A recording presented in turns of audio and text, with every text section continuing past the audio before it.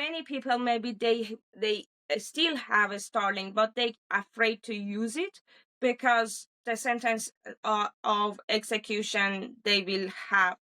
I think the loudest voice, at least I heard from a state of Iran as an Iranian in abroad, was King Reza Pahlavi, or Pahlavi gonna come back to Iran.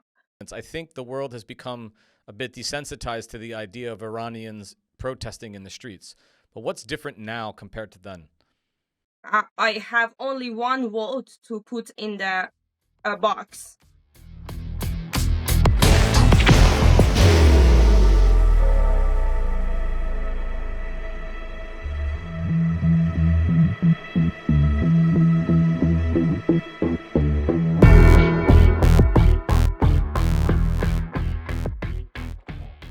Thank you for being with us today again. Obviously, we really want to dive in deep on what's going on inside the country through these protests. And obviously, we want to talk with you to get an understanding of what you're hearing and what you're seeing, and help our audience understand what's really going on inside the country. Thank you so much, as always, Douglas, to having me, because you always helping me as a Iranian raise a voice for women and people of Iran and also Afghanistan, of course. And about the situation of Iran, I think everybody knows that is total digital blackout in Iran, more than 100 hours, and there is no internet, there is no phone lines, and basically people cannot talk with each other. And I don't know, you have to be really Iranian to see what's going on in every home of Iranian people in abroad who doesn't have any kind of connection with the family inside of Iran. Maybe you cannot believe that, but we are starting to make the videos who are coming from Iran, and we start to make frame by frame to recognize the face, because there's no news, there's no other way to help or get information from Iran. And all of us, we are just trying to recognize one of our beloved family inside all these horrible, horrible videos that comes out from Iran. And I think the CNN and all the news just confirmed that there is the huge number of killing by the real bullets, and the army and the real army like slogan shotguns, and they also like these small guns that they are doing, like literally they are killing people. And the number it's starting from 2,000 killed, and after only 2 days it's become 12,000 people, and now we hearing 20,000 people, and somehow we hearing also 50,000 people, but it's not really far from our expectation of this Republic Islamic terrorist regime in Iran, because we all know they really kill people to keep this ideology in power. So the entire time that we've known each other, the last 4 years, the people of Iran have been in the streets in one form or another protesting the government and this regime. How is what's going on right now different than Women, Life, Freedom, the Green Revolution, the previous protest movements? I think the world has become a bit desensitized to the idea of Iranians protesting in the streets. But what's different now compared to then? Doug, I think it's 47 years that this regime comes up, and there is many years that Iranian protesting and shouting to the world that we don't want this terrorist regime. And at least in my age, I remember 2009, 2017, 2018, and then 22 with Mahsa Amini, that I was there with you in Athens. And right now, what's the difference? we just wanted to get back our identity as an Iranian and just says to the world that we are not terrorists and we are just a human being, and but we don't have to be alive in our own countries. And you are seeing that right now. Even the CNN confirmed that there is 5,000 people from not people like the army from Iraq. They are coming to the Iran in order to kill the Iranian people. Who are them? They are the terrorist organization or the group that Iranian government, like this Republic Islamic regime, they just they are belonging to this regime. So imagine we as an Iranian wants to make revolution, and we are against not only our governments but also we are against the West, because you are not helping us. We are shouting several times, we are just warning to the West, they are terrorists. And see how many political refugee Iran has in all around the world, and they are all political. So for one time, West should answer the Iranian when they need help, because there is completely isolation there, and they are like the we as an Iranian are against the terrorist regime with empty hands. They are shooting the people like in the street. It is real news from the Iranian inside of Iran, in Tehran parts, in Tehran, in a third square, there is a park. This is my neighborhood. I really know it. I still remember it. There is a park. It was 25 teenagers, 10 to 15 years old. They are playing football every day in this park. And the government and the security police, they just shot all of them. Can you imagine how it can be possible in 21st century when Iran is a member of the United Nations? It's just a warning for the old world. Why you are silent? So it's just killing all of us. That's why we are just shouting, please act. So I had a different path I wanted to go with regard to how are you getting information out, but you're bringing up an interesting point in that there is right now a lot of talk in Washington about doing something in response to the violence against protesters, and the irony of that, considering what that Trump administration is doing to its own protesters in Minneapolis. But in Iran, they want to act. They're threatening military escalation. They're threatening some sort of military response.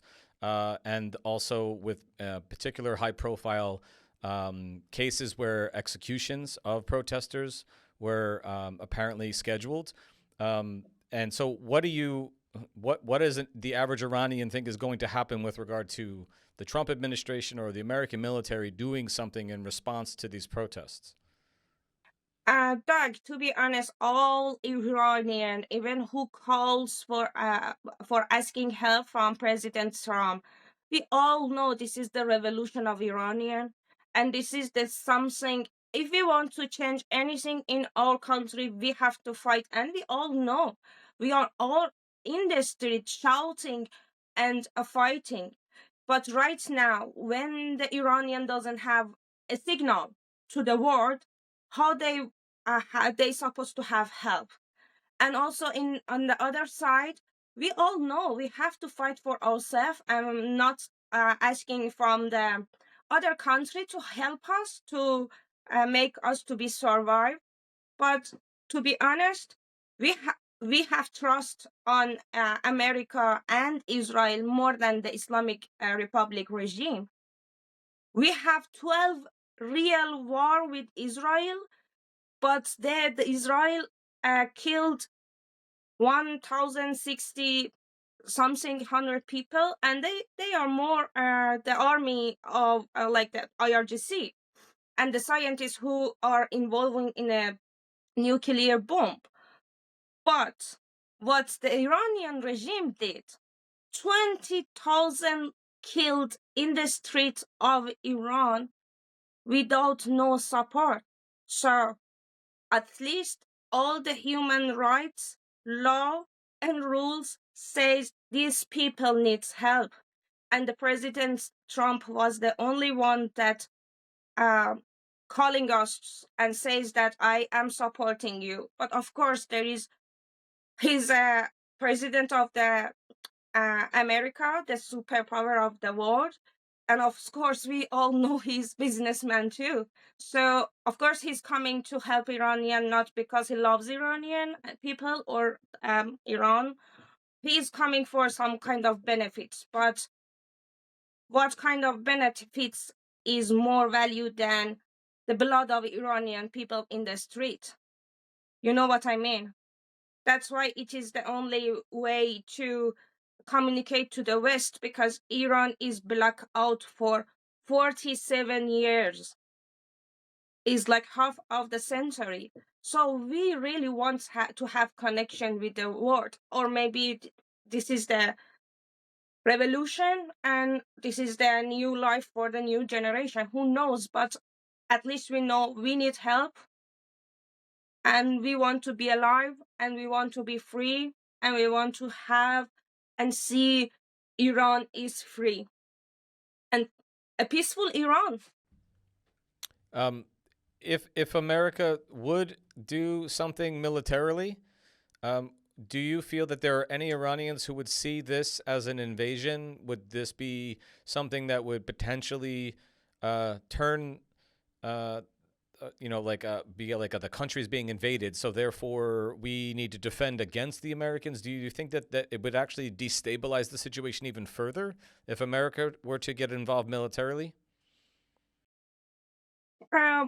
I don't know. They could really help us for the like a stable ability of Iran, because I think this is the thing that Iranian people have to do, because this is our country, this is our land, this is our history. So it is something that we have to do together. That's why when Reza Pahlavi called Iranian, they are coming outside and they are shouting King Reza Pahlavi, and they says like Pahlavi must come back. Yeah, so we all know we have to make the situation or Iran great together as Iranian. But right now, let's talk about right now, because after this transformation, it's something that Iranian are responsible to do for their dignity and whatever they proud and all this blood that is in the street. But about the helping, we all know we really need help. At least they have to stop all the business with Iranian, which is happening. At least they have to not recognize the Republic Islamic regime as a government of Iran, which is, I believe, it's going to happen very soon, because we are really trying hard. And we have to, everybody have to help Iranian to take back their countries. It can be President Trump, it can be you, it can be anyone. This is about the freedom of 90 million people with empty hands. So, women life freedom was a movement that was really centered around the things that women were enduring in the country, morality police, and all sorts of really unbelievable conditions that now we also see happening inside Taliban-controlled Afghanistan in very, very restrictive ways, illegal ways, just terrible things that women are facing. But this feels like it's more about the economy. This feels like it's more about the day-to-day existence of average Iranians, that it's everybody. It's not just the women. And it's not just the men who are allies of the women. It's what is life like today in terms of inflation? How difficult is it today inside Iran to just like, what's the average salary? How difficult is it to be able to afford food and housing and gas in your car? Like, how difficult is it to live inside the country right now in the current economic situation? Like, I remember inside the television of Iran, like the national TV, they says that the 50-70% of the Iranian are under the standard of the life, and they become poor. I can say this revolution is starting, like the protest is starting, of course, with for the economic crisis and the economy situation. Uh, but to be honest, it was like first 10 days was the government says in the media that it was the peaceful protest with the people, but it wasn't peaceful. It was like we had 2,000 people killed in the street in the first 10 days. And then we have, after that, after the Reza Pahlavi called Iranian, the number gets higher. So I can say economy is one of the options that like Iranian fighting for, but it's not the only one or is not the main one, let's say. Because okay, this time for the economy, what about 2022, 2080 or 2017 or 2009? So the people of Iran, many years they just trying to change this regime. They think they can see the change with the reformist, but right now is just says enough is enough. We don't want this terrorist regime to be exist. Because if you really want to see peace in the Middle East, you have to be behind Iranian people to see the Middle East in peace. So how is the average Iranian who's in the diaspora outside of the country? I know that there's Iran Wire and Vahid Online, and these are like two major pathways that people were able to get information when the internet was working. But how are Iranians outside of the country actually getting information from inside? Uh, like there is no information from inside because there is a total digital blackout. So none of the mobile or the internet is not working. The phone call is not working. Some of the people recently, they have in some of the neighborhood, they have really poor connection with phone lines, but it's not even really good because they cannot recognize the voice.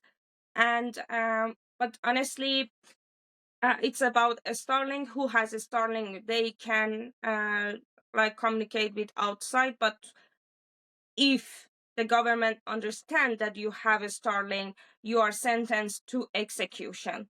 So many people, maybe they still have a Starlink, but they afraid to use it because the sentence of execution they will have. And another thing is there is only two national like Persian channel on the uh, television that they can see through signals from abroad, and it's only Manitoba and Iran International. So people are starting to send a message to the family, like a small message on the lower third of the uh, interviews to say, "Hey, mom, I'm alive. Please, if you are alive, just send me something." Or there's a lot of message, and people are calling non-stop and sharing their experience. There is a lot of army who are worked by the government. They just confess that we want to stop working with the regime and we want to say we are with the Iranian people, and we want to be on the other side with the people, not with the regime, because we don't want to kill our brother and sisters. So now in Iran International is a Persian channel. It is the answer of your question, what the people of Iran thinking about Trump. There is a conversation, it comes out from a mother with the son, and the mother says that don't go outside because it's so dangerous, they are killing people. And it was like after the first day after the blackout, the mother says, please don't go outside, it's so dangerous for you, and they're gonna kill you, they kill everybody. And the son just answered, this is different. Trump says he is behind us, and he went outside and they shot his face. Can you imagine? This is the expectation of the people with Trump, and also like how they trust Trump. Maybe it is really crazy for you as an American. It's gonna be crazy. Yeah. But this is something that the Iranian just believe that. Well, I can understand why Iranians would want international forces to do something about the suffering that they're enduring. And I think I could also understand why they believe that it could be possible, considering what we just saw with Venezuela and this like kidnapping of a world leader. So I think anything's plausible to them now. And if he makes a statement, they think that he's going to deliver on it. I feel bad about the reality that it's a little bit towards what you were saying earlier, that he can't really be trusted unless you clarify what his interests in the situation are. He seems historically to have, kind of like I wouldn't even call it a sweet spot, but like an angry spot for Iran because of the original nuclear pact that he really fought against to kill. I don't really believe that he has any any genuine interest in the people of Iran and their freedom. I believe that he is just utilizing this as a political distraction from the things that he's doing at home and in other places in the world. And he will utilize the people of Iran for his purposes. But if the U.S. military were to get involved here, I think we would have very disastrous realities in the region. I could understand why the people of Iran don't care who brings the weapons to get this regime to fall. I totally understand that. But I think a military response here would be pretty devastating and pretty destabilizing for a lot of reasons. And it leads me to another question is like, okay, so America jumps in or the Shah dies. I'm sorry, not the Shah, but Ayatollah dies, right? And the Shah's son, is he the one who's going to come back? Who fills the gap? Who fills the vacuum? Who fills the void if this regime does fall? Like, to be honest, there's a lot of narration. If you want to see like what people of Iran says, there's a lot of narration. Some of them, they are leftist. Some of them, they are liberal. Some of them communist, because it's 90 million people. There's a lot of narration. And some of them, they are still believing in Islam, and some not. Many, of course, not. And there is a lot of narration, but there is no alternative other than like Koran Reza Pahlavi. Yeah, because as you see, if there is, they are not brave enough to talk and come behind the people of Iran, or talk, or at least act or do something as a leader of change. But the Koran Reza Pahlavi, he's acting. Of course, is diplomatic, or of course is just talking and doing thing, but also he's helping people how to survive in Iran, because like it is how the people, million people come to state of Iran and be killed. Not millions, is still thousand, because there is some kind of a strategy that the team share to come and just take your land back. Yeah, so we don't know who is gonna come after the revolution happen, but Reza Pahlavi promised the Iranian he knows himself as a person who is responsible for this transformation, and he promised us that he is going to make Iran free, and also he make a parliament for all the Iranian people with different religion, ideology, beliefs comes and stay together, and with a referendum, just people of Iran choose what they really want. But I think the loudest voice, at least I heard from a state of Iran as an Iranian in abroad, was King Reza Pahlavi, or Pahlavi gonna come back to Iran. It was something that I was witness. I mean, obviously, every individual person in a different family line is not the same person, but the historical irony of the son of the Shah becoming the new leader of the country when this regime falls is just unbelievably bizarre. To think that that could be what would happen, considering he's been out of the country since he was 16 years old, and now suddenly, 50 years later, he would be returning to somehow be in charge. I wonder, do you or other Iranians that you know of fear that this regime falling would lead to kind of a civil war type situation like what we've seen in Syria, where the country would not agree upon who should take the next step, and there wouldn't be peace in the process of filling the vacuum? Do you guys worry about this turning violent internally?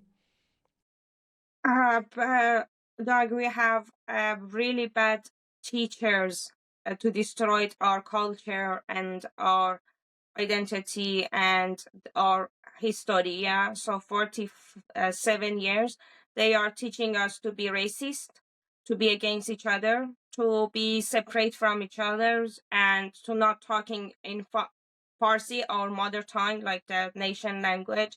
So they are really try, like, I mean, the Republic Islamic regime to make us separate.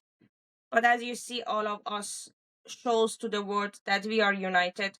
I think we are not afraid if the Pahlavi uh, become a choice of people in Iran, because if the people of Iran, they vote and they want to have Pahlavi as a king of Iran, I have only one vote to put in the box. Yeah, so this is a decision that we have to take as a nation, not only one. But I'm pretty sure there is a lot of violence is gonna happen after this big change, because always revolution and change needs blood, and we had a lot. You just have the number of 2 days, not even more. So who knows what's happening on Saturday, Sunday, Monday, Tuesday, Wednesday. And because there is a lot of, like, the mountain, there's a lot of footage that's coming, that there is a mountain of the dead body with the body bags. They are unrecognizable because they shot the face. The family cannot find their beloved children. They cannot recognize them. And also, when they are going to the to the regime to take the body of the children, they have to pay the government for the bullet. So many of the family, they cannot pay this money, and they are going, and the people of Iran afraid to have another Khavaran, is a group Yar, Yar in Tehran, that they is 4,000 Iranian people have been killed unknown, and just the family knows their children are here.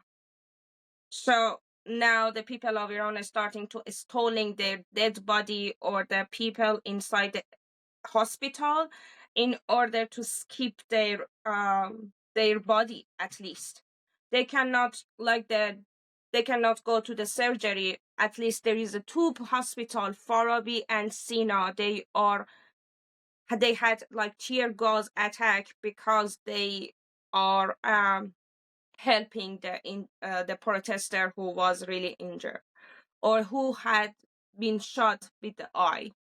So what do you really want more than this? So Iranians see the end of the humanity. Whatever comes after this, I think it's much better than whatever we have right now. What we gonna see more than this, really? And I hate to go back to the administration in Washington to discuss like their red lines with relation to why they would do something or not, but they kept clarifying that if the killing of the protesters didn't stop, or if the executions of any protesters or civil rights or political prisoners continued or happened, then that would be it. Then that would be the red line that we would have crossed, and then we need to act. But we know that many, many executions have been taking place over the entire time that Trump was president, since he left office, and now that he's returned. So no, it never seemed to be the red line before. It was never the red line before. So, I mean, what is really going on with these executions that are being advertised or not advertised? What has been happening over the past, like, say, 10 years with regards to executions in the country that it seems like the world allows to happen? I'm just telling you, this is the revolution of Iranian with the whole world. Is not only the government, because everything happen as you say every time. And what's the what the message that Iranian gets from the West? United Nations, they just send several times, oh, United Nations is worried about the situation of Iran. 35 years. This is the title of United Nations about the Iranian people or the execution or whatever that Iranian government do it right now. Do you think they are deaf or blind to see all of this? I was a speaker of Geneva and I was talking with you front of them. I was speaking about Muhammad Rasulullah who just showed to the world what's happening in Iran with his film. So I believe we are asking help from the West, United Nations, Amnesty International, UNICEF, President Trump, Macron, or like European Parliament. They just do whatever they really want to do in the West. Like for Mahsa Amini, instead of doing something, act something for Iranian, not only for one woman that become icon of Iran, they changed the street of Bruxelles to Mahsa Amini and no act. Okay, shut them. It's okay. Deport all the Iranian. It's okay because we don't care. It's about the campaign or there something happening that media needs content to just advertising. Now, before I was shouting why you are silent, and today because all the embassy changed the flag of Iran, all the journalists calling me, Ellie, do you want to have interview? And I said, where were you?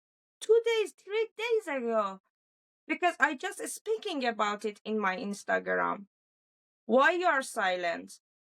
But that's why we really know Iranian are alone in this world, and we are fighting alone for our identity, for our freedom, for being alive against the world. Because if they wanted to stop this Islamic Republic terrorist regime, they could do really sooner. Like you are coming 10 days war between Iran and Israel, and we are still fighting for the revolution. And we are still fighting for to see the consequence that we wanted to see after war, because you just left us alone. You hit us, we make a video, we make a noise, they execute us as a spy of Mossad, they killed my people, and then you just says we are behind of Iranian. But you are not, because we don't see the change.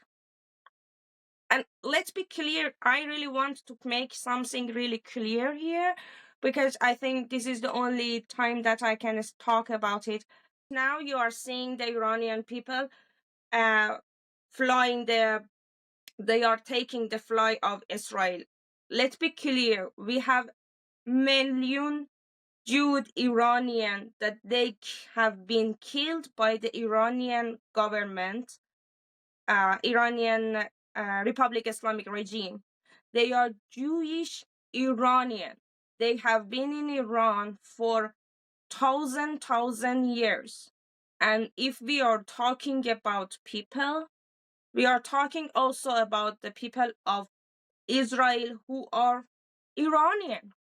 They just kick out from their land. So many of them, if you talk with them, maybe they cannot even talk Israeli or Hebrew. They are still talking Persian. So that's why we are people of peace. We want peace. I was behind Ukrainian. I was behind Palestinian. I was behind everybody because we are people of peace and we want peace in the Middle East. So be clear that flag of Israel is about the people of Israel, because we are talking about people. Politics is for politicians. We are people. There's this writer from the Atlantic, Arash Azizi. I don't know if you know of him, but he wrote a book called What Iranians Want. And we referenced him in a previous episode where he basically says that every day he goes into the shower, he hopes that when he comes out of the shower that he will see the news that the Ayatollah is gone, and that he's waiting for this day. And I remember like kind of this energy of like waking up every morning hoping that something dramatic had changed in these crises or political chaos. And I could just imagine what it's like right now for all of you outside the country to be wondering each day, each minute, each hour when information finally does come through.